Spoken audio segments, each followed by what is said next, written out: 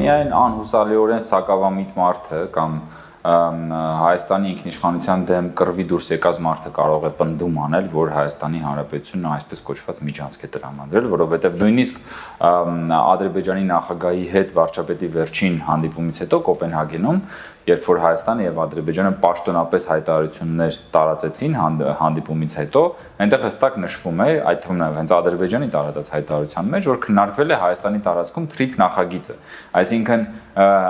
արձանագրվել է վարչապետի եւ Ադրբեջանի նախագահի հանդիպմամբ, որ Հայաստանում կա միայն թրիփ նախագիծ, հետեւաբար այսպես կոչված միջանցքային խոսույթը դա ոչ այլ ինչ է, քան աուտար ուժերին հերթական մատուցված ծառայությունը Ռոբերտ Քոչարյանի կողմից։ Քոչարյանը տպավորություն է, որ Հայաստանից պահանջում է միջանցք Ադրբեջանի համար, եւ երևի սա Քոչարյանի